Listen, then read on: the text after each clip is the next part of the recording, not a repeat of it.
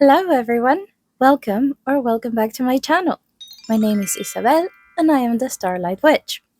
Today I'm going to do a fun little VR to my good friend Maureen at the Waves of Your Soul, and this is the hashtag 54321dex.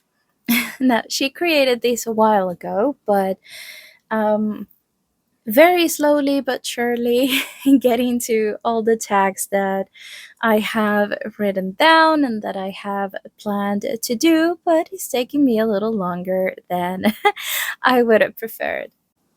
As always, late to the party, but I'm still coming, okay? I'm still coming to the party. So,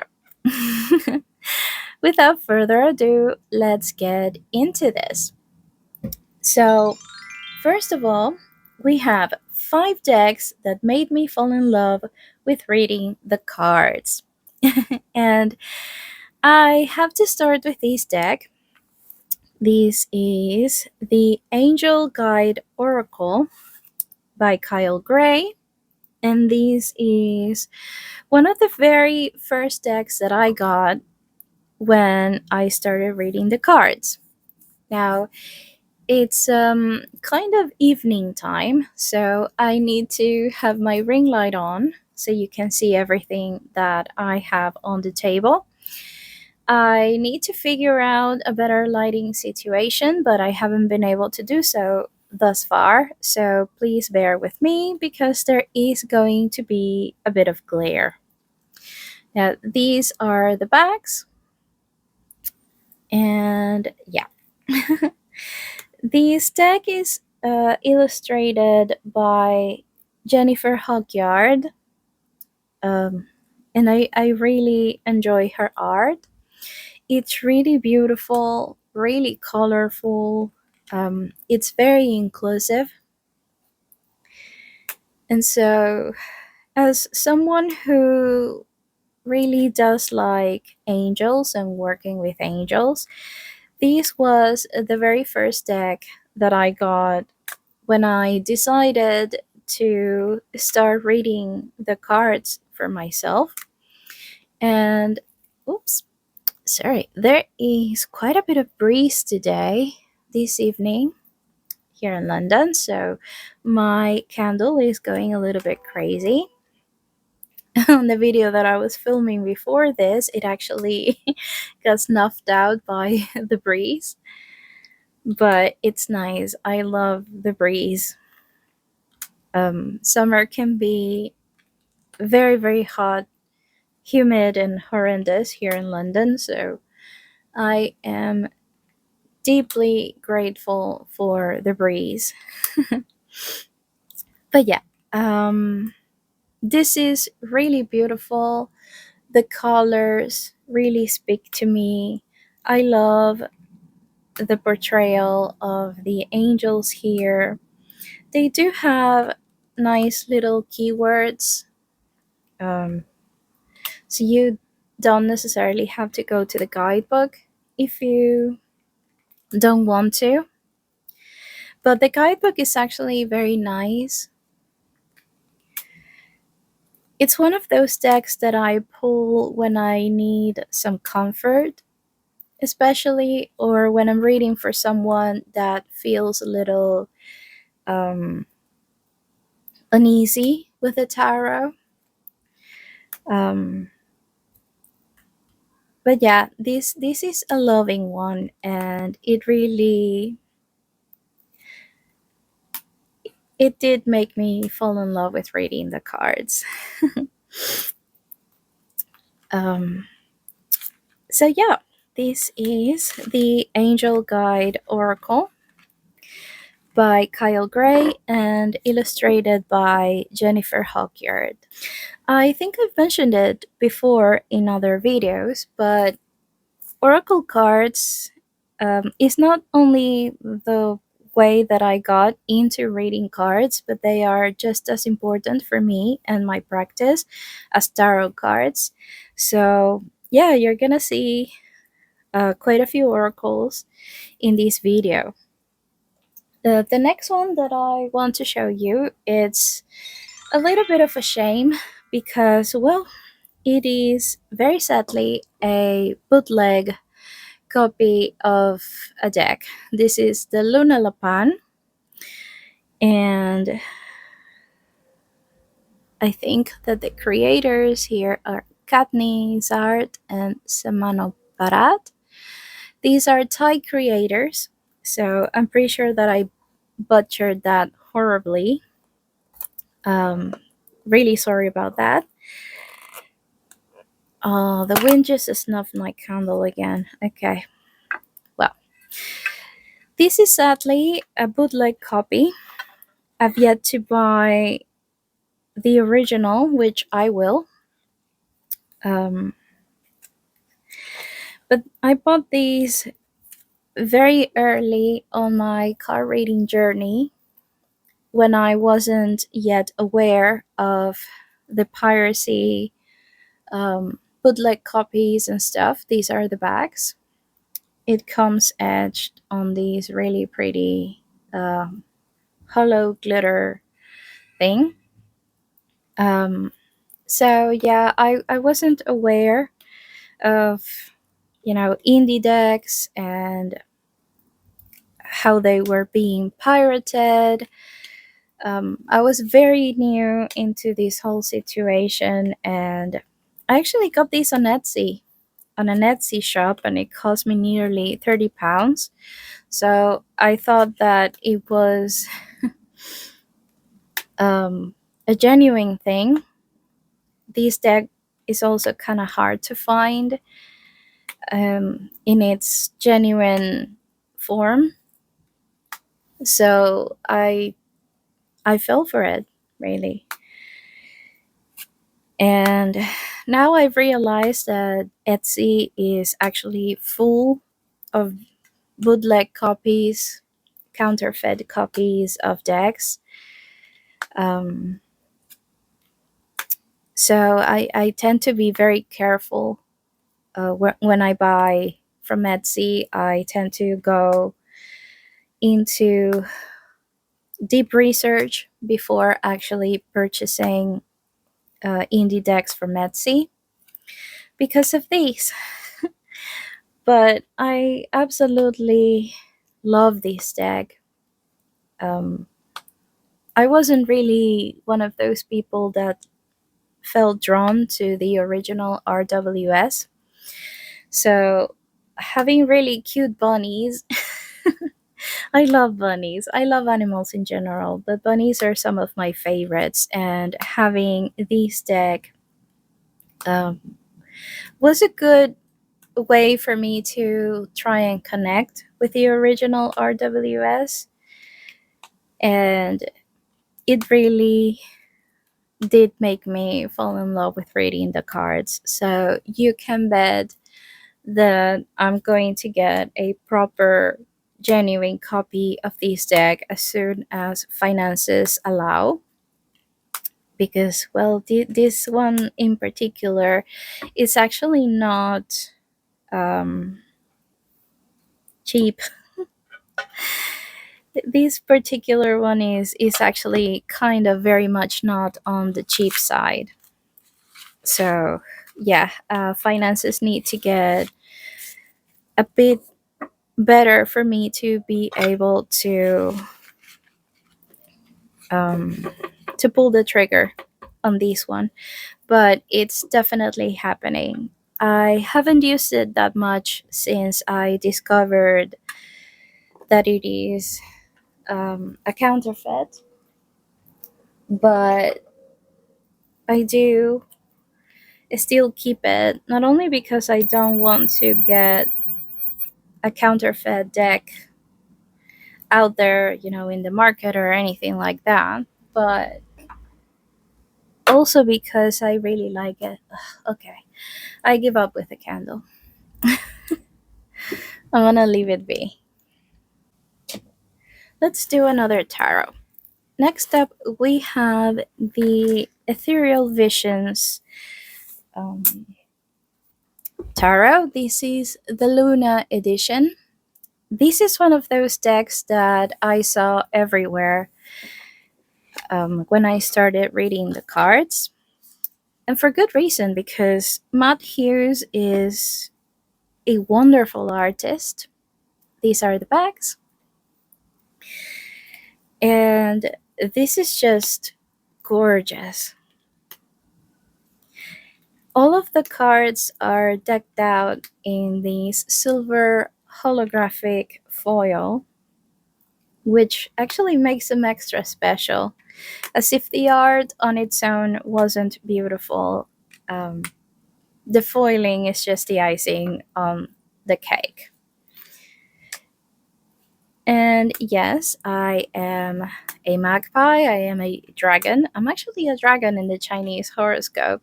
So I like all manners of shiny things. And I am also a Taurus and a designer. So I love all things pretty. I love all things beautiful. And this is definitely like a really big incentive for me to work with any cards, any deck of cards that I get. The fact that it is pretty is definitely a huge call for me to use it. So this deck was calling to me with neon lights and everything. I've mentioned before that I love this deck so much that I always use it for my new moon and full moon readings. And that way I can make sure to work with it at least twice a month throughout the entire year. So, yeah, I absolutely love this deck. It's a very good reader. Um, the guidebook is nothing to write home about, but it's still a pretty good guidebook. It's pretty decent. Um, and I really do love this deck. That's the Ethereal Visions Luna Edition Tarot. And let's go with an oracle. This is also one of my first oracle decks, an oldie but a goodie. I got it secondhand. This is the Wisdom of the Oracle Divination cards by Colette Baron Reed, another one that I'm pretty sure you've seen everywhere. But with good reason. This is a fantastic deck. I trimmed mine. These had a double white border and I hated it. So I trimmed it and now it's significantly smaller, so much easier for me to handle it because I have very small hands. So yeah, I've seen a lot of people that have also trimmed their decks. So this was one of the first ones that I actually trimmed. I thought, this is a mass market deck, so if I ruined it, it won't be that hard to replace. But this is a very wonderful reader. It has really pretty art. I originally got it because I wanted to pair it with the deck that I'm going to show you next. And they do pair beautifully. And then I discovered the guidebook, which is fantastic. I like to use my cards not just for self reflection, but I do like to read in a divinatory way. And this deck is absolutely fantastic for that. Of course, it's called Divination cards as well. It's right there in the box. So it is meant to be used in a divinatory way as well. And this is a sharpshooter. It's really accurate, at least for me, and it's just great.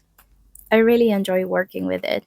The guidebook has a general message, it has a relationship message, a I think it's called prosperity message, which is for like money and work readings, and it has a protection message, which is what people would call a reversal. I don't really read with reversals, especially not in Oracle. Like I don't even use it in tarot, so even less in Oracle cards. Um, but for people who do, you have that option as well um, in the guidebook. So I like that about it as well. And yeah, these definitely cemented my love for reading with the cards. And the last deck that I want to show you in this category,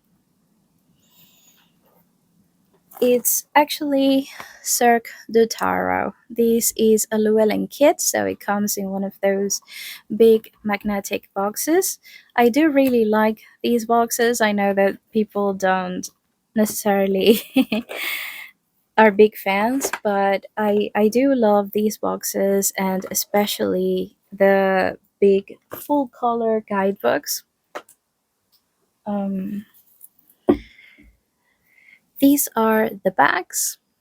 I etched mine in this orange color that has gold makeup powder. I usually use alcohol inks and makeup powder to etch my decks, so they are really shiny and very pretty in person. I don't know if that comes through very well in the camera, but they do look very pretty in person. These was another deck that I saw very early on my tarot journey, and I am absolutely in love with the art. This is enchanting, and I love all things circus. Well, and when I say all things, I mean like performative type of circus, like Cirque du Soleil, nothing with animals.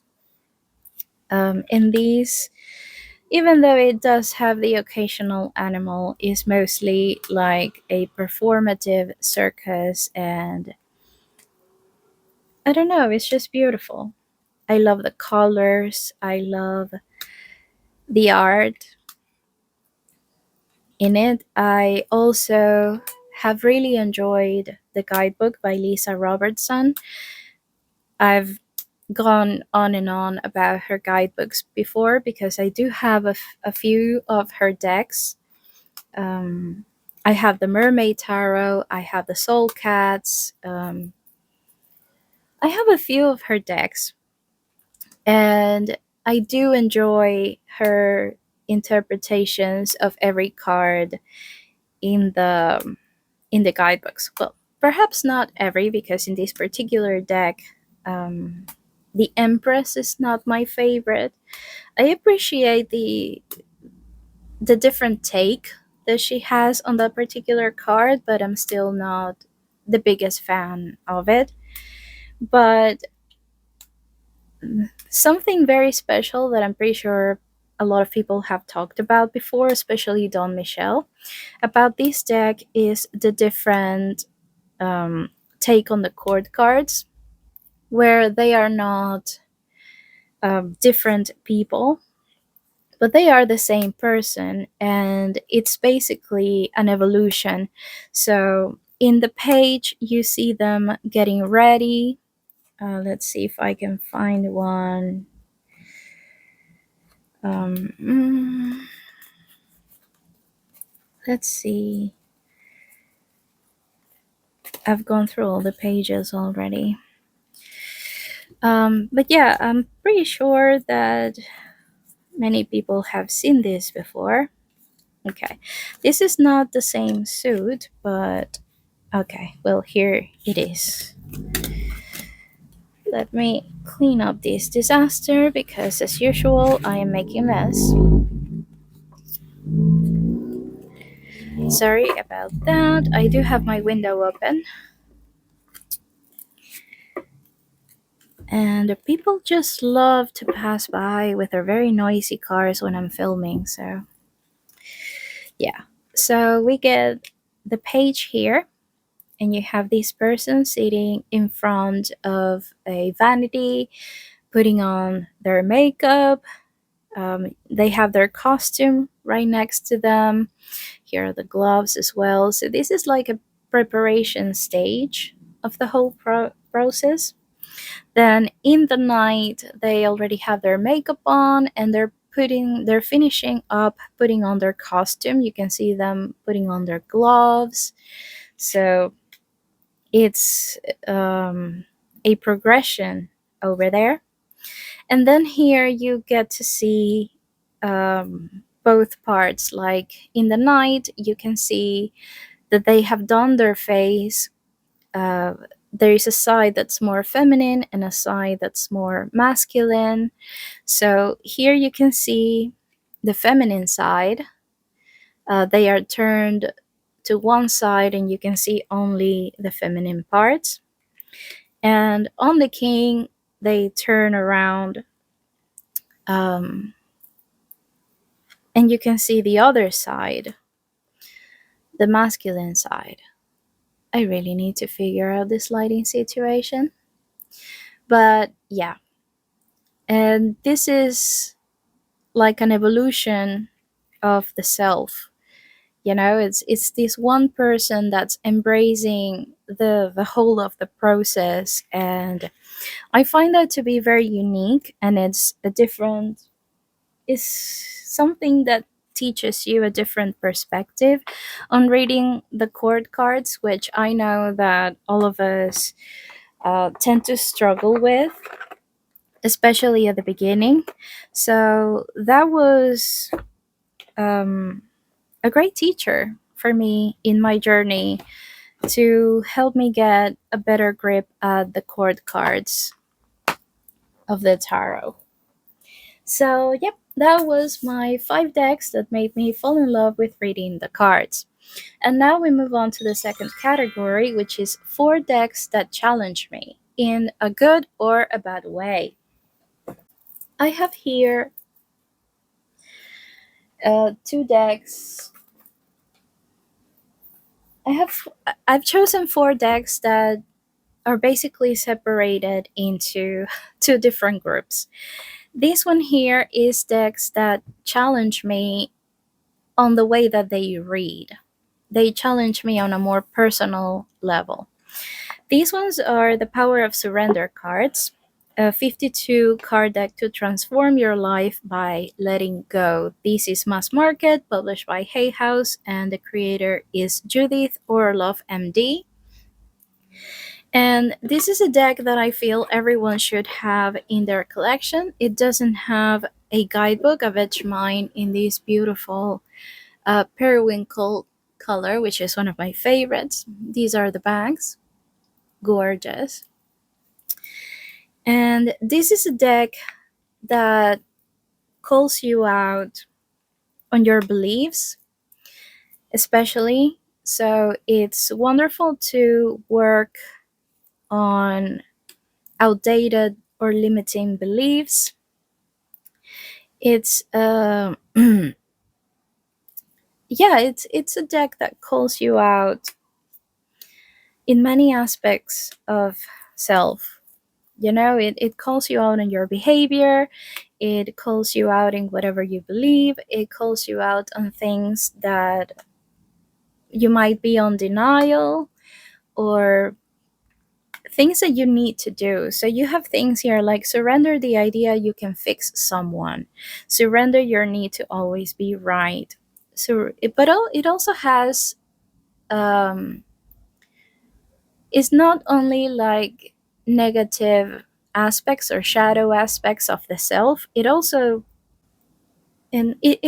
tells you to get there with the good things as well, so you have surrender to receiving support and love, surrender to joy, surrender to effortlessness, like the need of that belief that is ingrained in many of us. I know that this is very common within the Latin American culture, diaspora, our people. It is always ingrained on us since we are born that you have um, to work yourself to the ground in order to have prosperity, in order to enjoy abundance, to be successful, you have to work yourself basically to the ground and things like that. So, or the thing the you might have to suffer in order for things to happen. And this is actually telling you, no, you don't. Okay, so start changing the way that you think, and perhaps um, let go of the thought that everything has to be hard. Sometimes things can be effortless. So, yeah, I mean, that is definitely tied up with um, the belief in scarcity, the scarcity mindset. So, these actually, this is a really good deck to work with for changing your belief system and the way that you think about stuff. I like to pull cards from it during all of my moon readings, and sometimes um, during other type of readings. But this is a really really good one that I think that everyone that works on themselves and that uses your card readings for self-reflection and personal growth, I think that this is definitely something that all of us should have. I'm not the biggest fan of the artwork, and sometimes I wish that there was a little bit more to the message, but this is this is definitely something that it's never leaving my collection, and it does challenge me. It does challenge me. In many areas, it has cards that are for self-esteem, others that are for money, abundance, prosperity, relationships, family. It has so many things in there that it's just so powerful, and it's a really important one.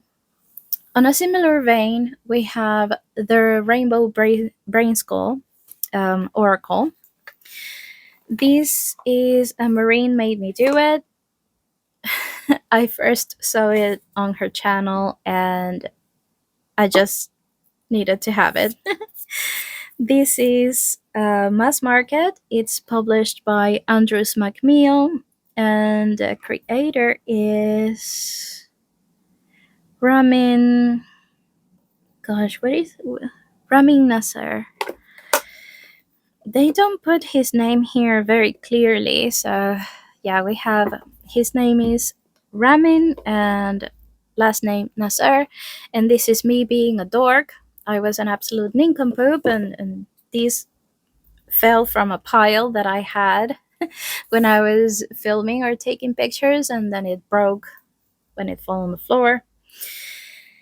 Anyways, this is a very colorful deck. It used to be indie, but it's now mass market. I have the mass market version. It's very colorful. The art is a little contemporary, so I don't have many things in my collection that go with these, but these actually, surprisingly, pairs very well with a great number of decks. And even though the colors and perhaps the style of illustration gives the idea, the impression that these could be silly or fluffy or stuff like that, it is rather thoughtful and thought provoking. It calls you out, like this one, for example. I love control. I wish I had some. So, um, it says good, just been looking at screens a lot. So it's rather modern on its perspective, so it's very relevant to the type of life that we lead these days. But it calls you out on things that you perhaps were not aware of, or it just it does a very similar kind of work to the power of surrender, but this is more um, it's more rooted on the everyday things. It's more rooted Yeah, it's very relevant to the day to day type of thing. Like, would you be nervous performing for a galaxy you'd never see again? So, if you have to do like public speaking or things like that on that day, relax. It's just a loading screen. Like, if you're nervous about something, it's very much like that, and it changes. It tries to change the way that you think about certain things, or bring your awareness to things that may not be healthy but that all of us are doing. It's very relatable. um like this one: the thinking mind acts like it is everything, but it's not. And it shows you like your internal organs and things like that. So it's challenging in a way that you don't expect it to be. This one, love it. I used to live in fear, so I know the area well. Yep, hasn't changed much. So it's the work is whatever uncomfortable thing that is in front of you right now at this moment. So this is an unexpected one. It really is. Um, let every cat out of every bag. So it calls for honesty. It is. It was very unexpected for me, and it does end up giving really thoughtful and thought provoking readings whenever I use it. Uh, it is challenging in that way, in a good way, because it forces you, or it invites you to do self reflection. So yeah, it's different but similar to what the power of surrender does, and I really like working with it. So yeah, it is challenging in a self-reflective kind of way. It's a good one, definitely. So that is the Rainbow Brainskull Oracle. And now we move on to two different decks that have challenged me in a different way than that, because these have been challenging in the sense that they have made me, again, they force me, or they invite me to see tarot in a more expansive way. So these have challenged me, perhaps not so much on self reflection, but on my knowledge, my understanding um, of the tarot system and reading cards. These you've probably seen before, you probably have them. This is the Raven's Prophecy Tarot. This is by Maggie Stiefvater. She's one of my favorite authors. And she created this deck. She's the actual illustrator. She used to work as a pet portrait illustrator before she was an author. And she is a very successful author these days. She just made her adult debut with a book that's called The Listeners, but she's written mostly YA. The books are that she created these um, cards around is a quartet called the Raven Boys. I love those books. And as you can see, this is nowhere near a typical RWS. This is not your usual imagery. Um, so this is not a deck that one can read just with that base knowledge of the system. You have to go a little deeper with this deck. You have to dig in um, a bit more into each of the images. And because it's so unusual, it does um, it does give me some more intuitive reads, but it does ask me to really look at the images and perhaps do a little path working in there, here and there. I have to pay attention to what I'm seeing in order to really fully understand it, you know? So this is something that is definitely not for beginners. Absolutely not for beginners. But I do think it's special. And I do think it will take you places that many other decks won't, because it's not the usual imagery. It doesn't have any of the traditional RWS, but it still gets you there. It still gets you there. So yeah, this is a challenging one for me, but in a good way, because it expands my knowledge and understanding of each card. So yeah, this is the Raven's Prophecy Tarot by Maggie Stiefvater, and it's published by Llewellyn. But they've announced that this deck is going out of print, so if you want to get your hands on it and you haven't yet, this is the moment to do so, because once all the copies that they've printed sell out, there's not going to be more. So, yeah. I just want to put that out there in case that you actually want it. And on a very similar fashion, we have the Tarot Landscapes here. This is published by Vivida, which I think is an Italian publishing house. And it's edited by Francesca Matteoni, and the illustrations are by Yoshimari. This is a really pretty deck. I got it because I think it's pretty. It is really nice and really pretty. The cardstock, not my favorite. It bows.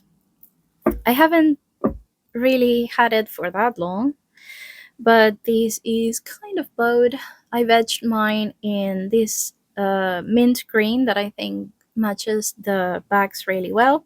And I don't know how I can show you, but this is bowed in that kind of way where these two corners are sunken and these two are raised, so I can kind of rock it. It's a bit annoying, but I love this deck very much. And as it says in the name, this is a deck of landscapes, though it occasionally does include animals in there, which are really cute.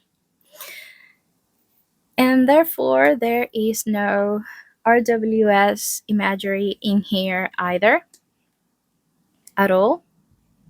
So you also need to dig in a little deeper, perhaps do a little path working with these cards to really get their meaning.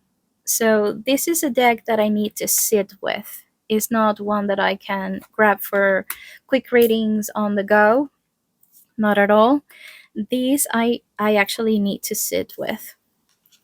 I need to look into those images, and then it's when I can understand the message that they're trying to convey. So I love it. It's beautiful. This is a deck that I pull out whenever I want a little peace. I get a very peaceful sensation when working with this deck. It's kind of like going out in nature.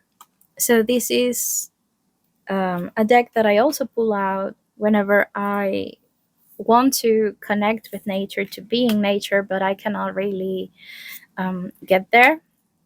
I live in London, which is a huge city, and I do appreciate that it has a small little parks in a lot of places. So um, it's not like it's completely devoid of nature, but it's not the same to be in a little urban park than to be in a forest, in a meadow, um, in a jungle,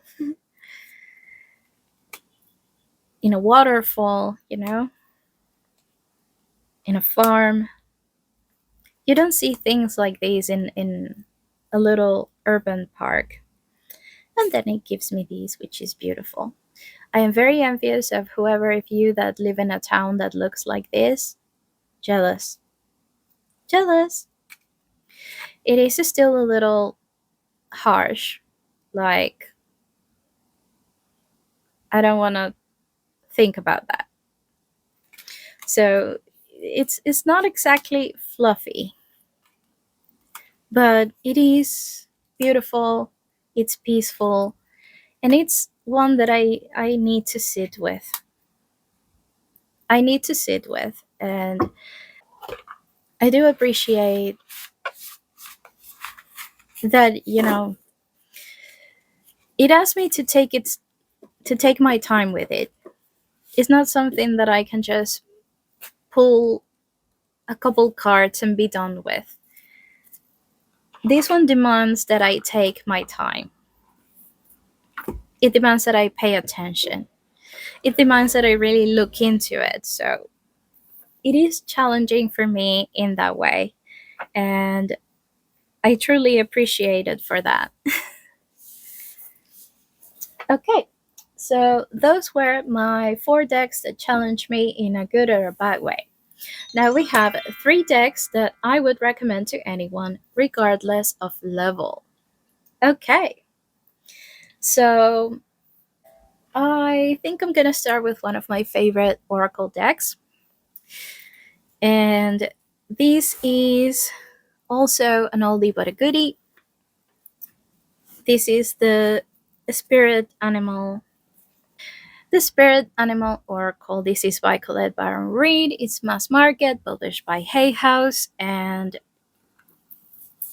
I really do love this deck. I love it so much that I have two copies of it, and look at that chunker of a guidebook. Like, now that is a guidebook. It's a chunker. I have two copies of this deck, the regular size, which is this one, but also the pocket, which I carry with me always. These are the bags. I've etched mine in a light blue. And this is one of those Oracle decks that are not stingy with its cards. It has like 68 cards, I think. And it does have animals, but it's pretty easy to use because you do have a sentence here: reclaim your power, sing your own song, open to infinite possibilities, take a leap of faith. So it's a beautiful oracle that allows you to connect with animal energy without having to have a lot of knowledge on them. You have little sentences on each and every one of them. So you don't even have to use that meaty guidebook if you don't want to. I am a guidebook lover, especially when I read for myself. I always go to the guidebook. Not so much when I read for others, but I do always when I read for myself. And this is just wonderful. It has bright colors, a great variety of animals that you see in many different parts of the world. Like, this is not focused only on like the fauna from the US or from the UK. You have animals here that belong in Africa, for example, others in Latin America. You have a kitty, which can be found in most homes. I love that. You have animals that are not necessarily people's favorites. There was a spider there, which is really not my favorite. I love. So, yeah, there is a great variety of fauna in here. It has bright, lovely colors, it has plenty of cards, which I adore. And it has a simple but very to the point, very concise, very wonderful message right there. So you don't need to have a lot of knowledge on animals to be able to use this deck. And in the guidebook, it does talk about the animal itself and why it was chosen. Look at these babies. Why it was chosen for that particular card. So using it, you can also learn a little bit about the animals, which I think it's fantastic. So I do love this deck very, very much. Chameleon, act as if. And I would definitely recommend these wonderful oracle to anyone, regardless of their level. It's a great reader. It will teach you things again about the animals, and you don't have to use the guidebook if you don't want to. I love it. I personally love it. Yep, that's the Spirit Animal Oracle by Colette Baron Reid. Um, Another one that I would is this one, the Good Fortune Tarot. This is one of those Llewellyn big kits. It's by Barbara Moore and illustrated by Jessica Rue. So you know that this is absolutely gorgeous. I actually love that. Your cards don't do anyone any good closed away in their box, even if they are wrapped in silk. So yeah, those use your cards, Demon. These came out last year, and I know that it was very popular. I etched mine in gold to match these beautiful bags. I love it. But this is actually a fantastic deck. It's RWS inspired, so if you, like me, are one of those people that just doesn't really feel called or particularly connected to the RWS, this is something that you can work with instead. The art, gorgeous. But we know that, I mean, I am in love with the Woodland Wardens, which was done also by Jessica Rue. I love that the knights are all in big animals. I mean, the Knight of Pentacles is riding a bunny. Well, a hare, probably. But this is a fantastic deck. I really enjoyed working with it. And the guidebook is probably a standout for me. It really was. Um, there are very special details here that if you don't pay enough attention, you may not notice. Like the fact that the star here has a pin, it's pinned in the sky. There's a little mouse in one of the cups. Um, there are many details here that actually do bring something to the reading. This Knight of Wands is riding in a salamander. I love it. And it's just, it's a great one that you can learn on. It has little touches of Marseille here and there. So you can also find that, like, you have here the usual lemniscate that's on the two of Pentacles on a Marseille. The Death card is not really named Death, but it just has the number 13. And there are explanations of these details of Marseille in the guidebook. It also tackles the cards in a very numerological way. Like you have all the aces together, all the twos, all the threes, and it explains to you um, how to read the cards in a more numerological way. The evolution of the suits.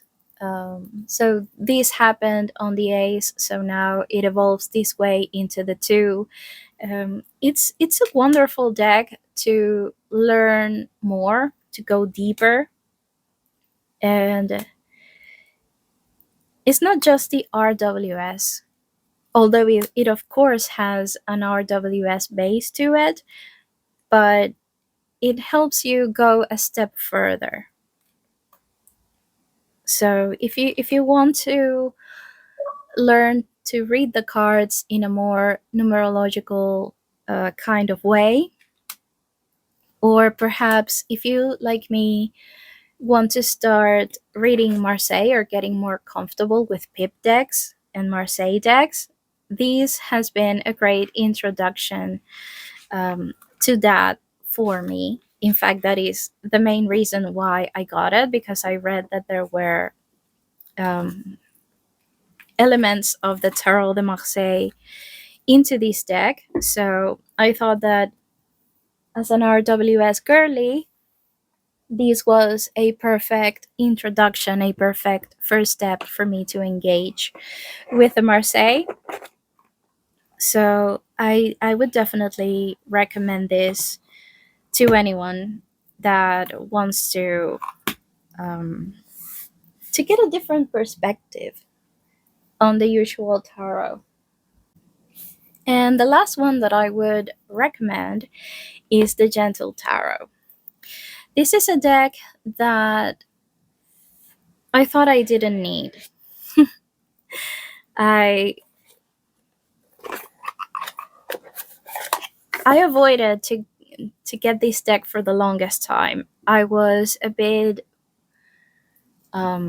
these are the backs, and I was a bit overwhelmed, I guess we can say, by seeing these everywhere, because this was all over TarotTube.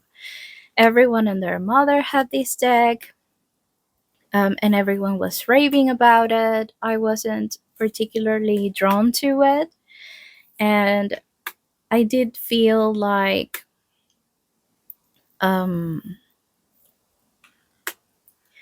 I don't know, like it was perhaps overrated.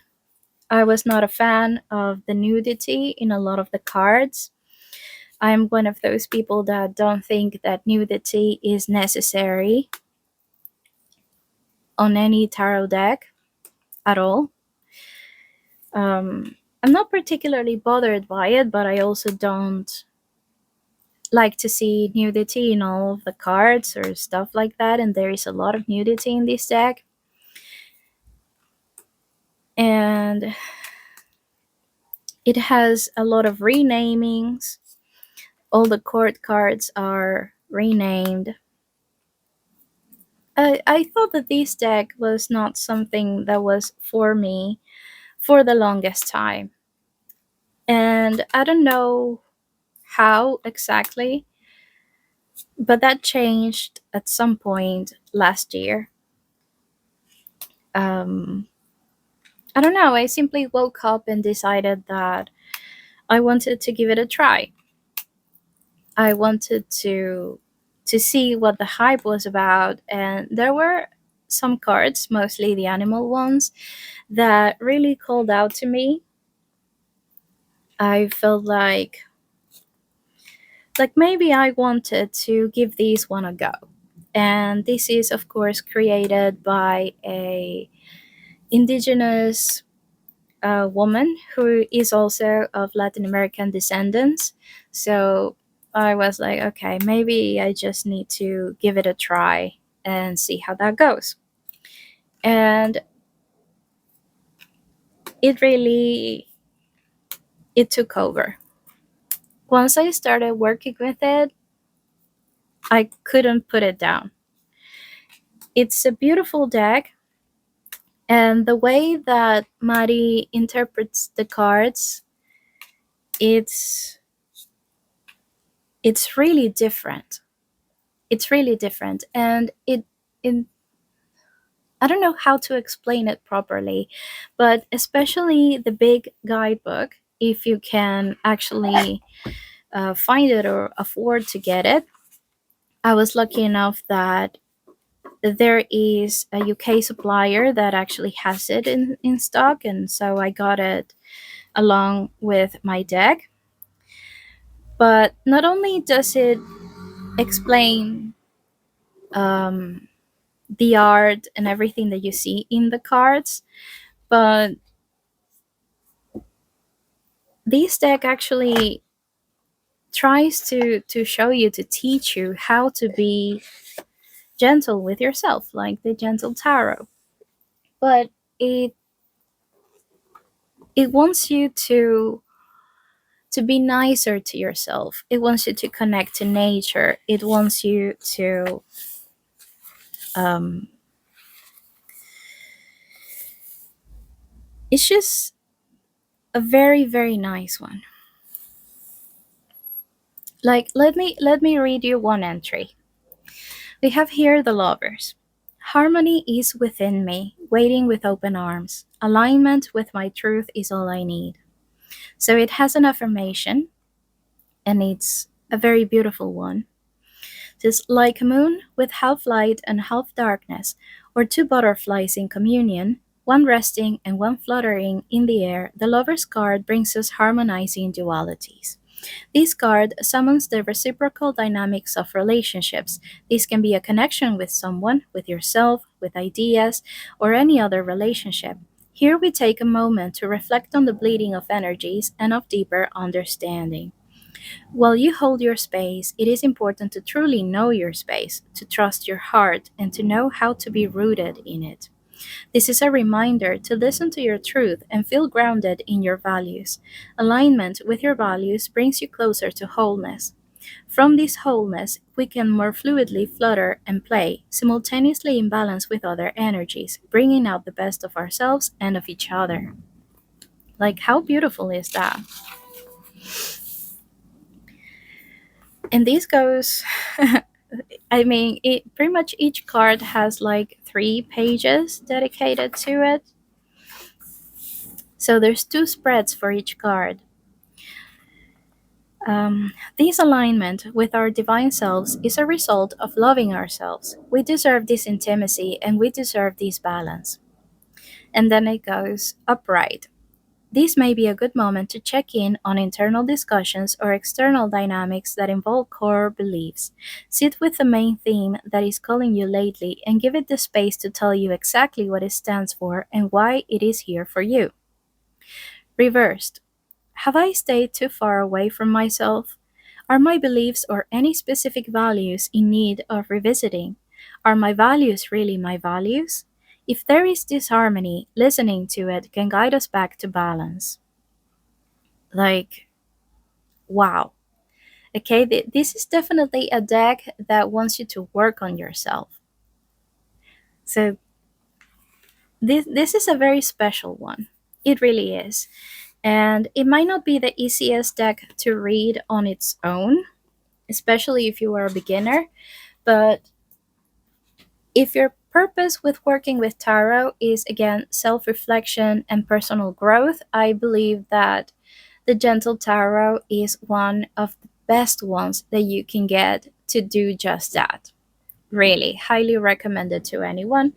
And I'm not sponsored or anything. Really, I'm not. I would love to, but I'm not. But she has a Kickstarter for this deck that at the moment of me filming is still going strong. So if you wanted to get an edition of this deck and haven't yet, this is a beautiful moment to actually make that happen. Okay, so that was my 3 decks that I would recommend to anyone, regardless of their level. And now we move on to the second to last prompt, 2 decks that feel like they were made for me. So, this deck. If you've been here before, you know this bag, you know this deck, and I'm pretty sure that you are very tired of seeing it, especially here in my channel. But if I'm honest with the prompts, then you're gonna see this deck on pretty much anything that has to do with my favorites, and that is the Everyday Witch Tarot. This is my favorite deck in the whole world. I've etched mine in gold. And I won't spend too long here because not only have I shown it ad nauseum in my own videos, but I'm pretty sure that you've seen it everywhere. This is a modern classic, and for very good reason. This deck is whimsical, is fun, it's easy to read. It was the very first deck that I ever bonded with. It's colorful. There's cats on every single card, and I love them. And this is just, it's such a joy. This deck is such a joy to work with. I always come back to it whenever I don't know what I want to work with, or whenever I need clear answers. You know, when I have like people I love asking me to read for them for a particular reason, I always come to this deck. It talks to me clearly, easily. I know it so very well, and I miss it when I'm not working with it. So I always find a way to play with it um, in one way or another. So, yeah. I've also said this before in a couple of videos, but if I could escape to the world of any of my decks, I would most definitely be going into this one. I too want to go around in striped stockings and pointy hats, and living my best life with my kitties. And yeah, this world is just magical and whimsical, and it's all the things that I love. So, yep, look. Ugh, I love it. It does feel like it was made for me. It's a little bit of a storybook or fairy tales. It's a bit of fantasy. It's kitties everywhere. I don't know. I just love this deck. Oops. And I'm being a klutz. Okay. But yeah, I just truly love this deck. So you will continue to see it many times. Sorry about that. Also, I love this one, the Midnight City Tarot. This is the fool's journey through the city that never sleeps. I've also shown this one in several videos. This is an indie deck created by Jackie Franco, and it's all these are the backs, and it's basically New York City, but sort of in a dream. Like all the characters that appear here are basically faceless blobs. So this is kind of a dreamscape, really. But I love the city of New York. I've never been lucky enough to go, but I've been obsessed with it since I was a child. It's done with some of my favorite colors. I think I said this before as well, but my favorite color is pink. I also love teal, blue, purple, and yellow. So this is made with my favorite colors in some of my favorite shades. And this is a Friends reference. If you know, you know. Love it. Um, Not so much, but yeah. It's fun. It's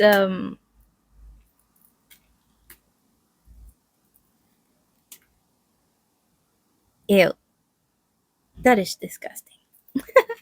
But it's a very fun one, and it's in one of my favorite cities in the whole world. I don't know. I just love this deck. I just do. And I've loved working with it.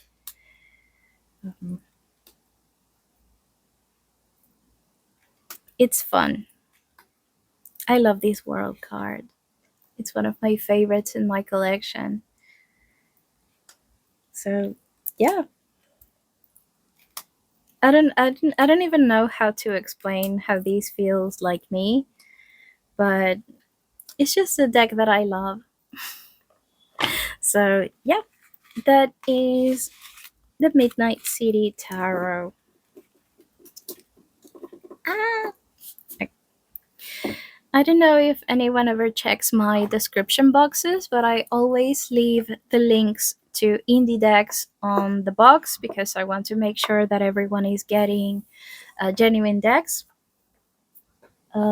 Especially because I've already made the mistake of getting a bootleg one. So if you want to get a genuine indie deck, I always leave the links for those that I'm showing you on the description box. All right?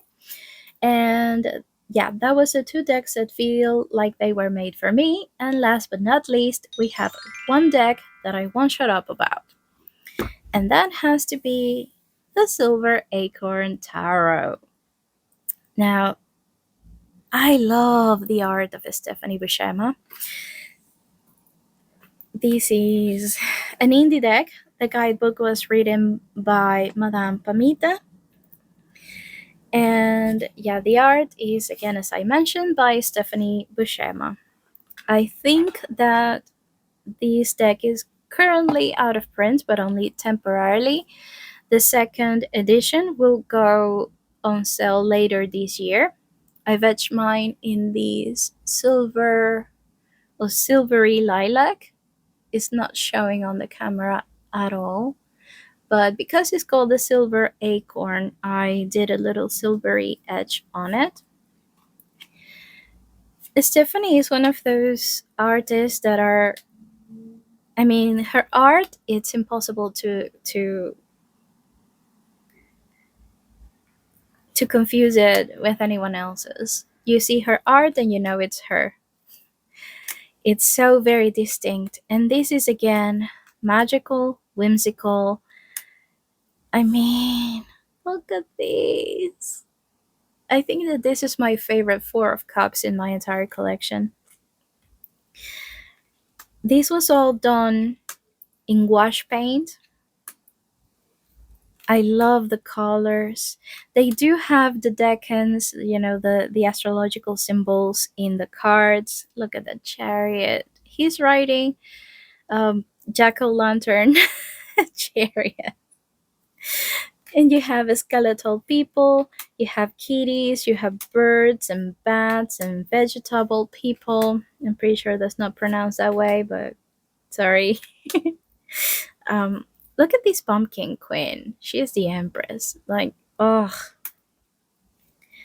And the strawberry lady from the Nine of Cups is just, ugh.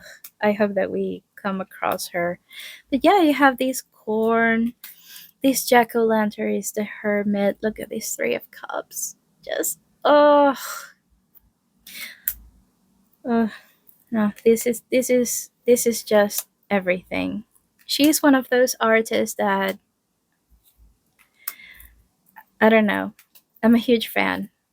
And I had to go way out of my way to get this deck, but it was so worth it. So worth it. Look at these temperance. Oh, look at this guy. And it's like a merry-go-round. I love it. This high priestess. Ugh, gorgeous. This deck is special. It just is. Look at this. I love it. Oh. There's nothing about this deck that I don't love. Perhaps the size. Yeah, I thought about it just as I was saying it. Okay, I'm sorry.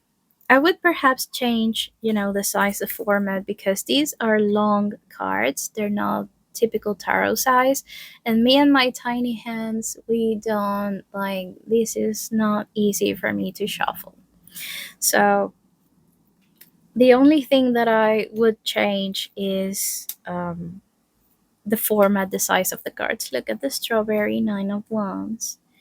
I mean, isn't she special? I love her. But this is a fantastic cardstock as well. This is, I'm almost sure that is black core and it has a linen finish. Is, you know, that playing card sort of cardstock that Lisa Papez loves. And it's so easy, so nice to shuffle. I love that. If only the size and the format of the cards was easier on my hands. Like, this is so easy to shuffle. So good.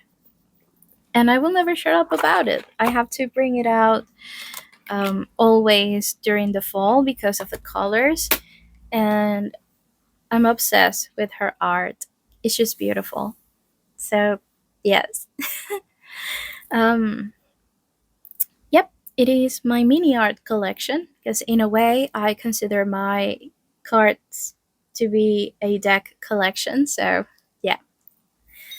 Sorry, my cards to be a deck collection. Good lord. To be an art collection. That's what I meant. Sorry. Brains fried. Ugh. Okay, I'm not even. Listen. Thank you for being here. Thank you for watching and hearing me yapping about everything for a really long time. I'm very chatty. I'm very sorry about that if you don't like it. But if you do, thank you so much for being here.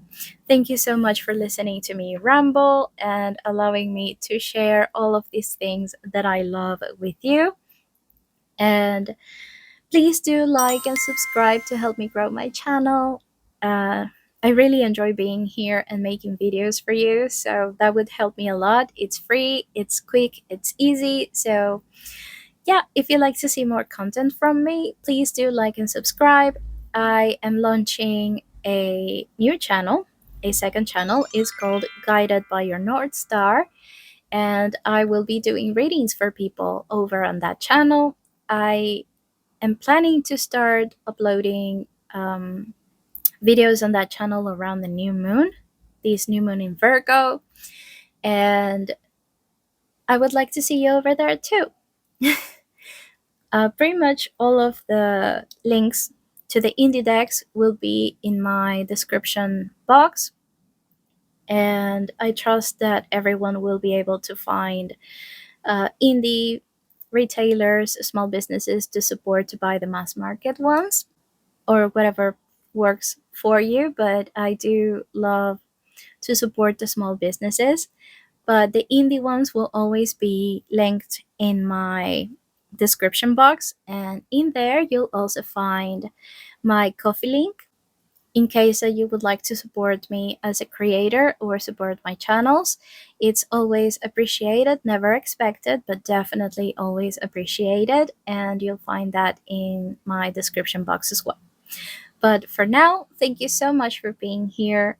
Thank you for listening to me talk for a very long time. And I hope that you enjoyed my choices. I hope that you also join with the tag if you haven't yet. And I'll see you very soon.